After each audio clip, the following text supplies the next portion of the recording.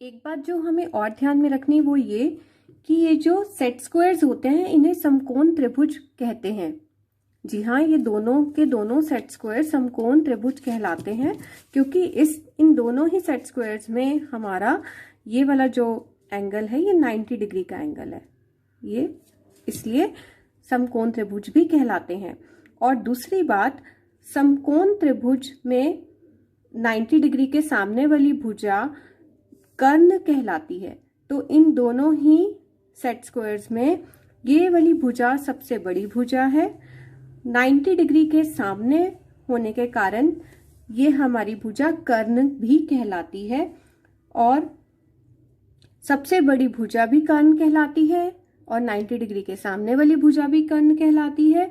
और एक और बात, जो ये सेट स्क्वायर है, ये देखिए, ये सेट स्क्वायर जिसमें ये 45 डिग्री के एंगल बन रहे हैं, इस सेट स्क्वायर को हम समकोण त्रिभुज के साथ साथ समद्विबाहु त्रिभुज भी कहते हैं क्योंकि इसमें ये दोनों एंगल समान बना रहे हैं।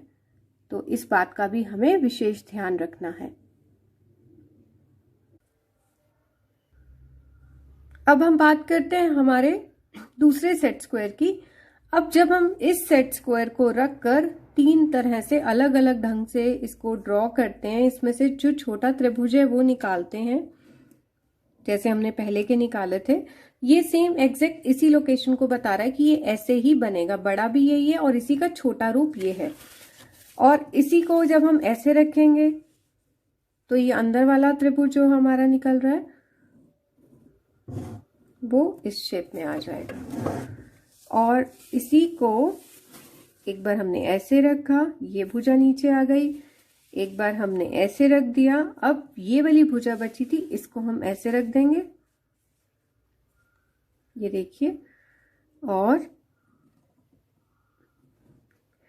ये आपको अपनी कॉपीज में ऐसे नहीं बनाना, ये सिर्फ मैं आपको समझा रही हूँ सेट स्क्वायर्स के बारे में, इसलिए मैं आपको यहाँ पर ये इसका आपकी कॉपीज में बनाने से कहीं कोई ताल्लुक नहीं है।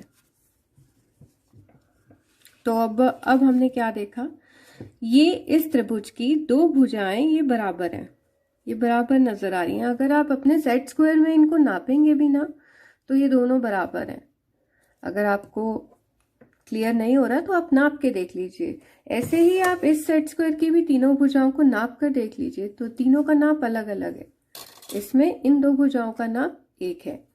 अब जब हमने इसको ऐसे रखा है तो ये वाला एंगल 90 डिग्री, अब 90 डिग्री, फिर वही 90 डिग्री बचा हमारा, 180 में से 90 गए 90।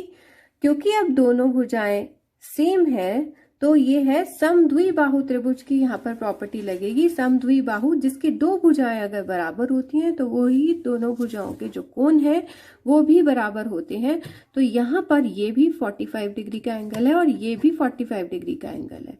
इन दोनों सेट स्क्वायर्स में ये डिफरेंस है। ये तो समकोण हमेशा ही दोनों ही सेट स्क्वायर्स में एक तो हमारे पास 90 डिग्री का एंगल है ही, बाकी के दो जो एंगल्स हैं वो दोनों सेट स्क्वायर्स के अंदर फर्क है उनमें। और वो कैसे पता लगेगा, अगर ये देखिए सेम है तो ये 45 का बना रहा है, इसमें देखिए ये अलग है, ये भुजा अलग है, ये भुजा अलग है नाप।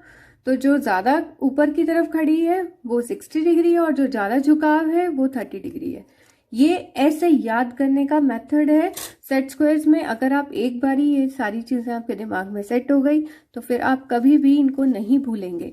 तो ऐसे ही यहाँ पर अब ये 90 डिग्री का हो गया, ये 45 और ये भी 45 का जैसे ये वाला हुआ है।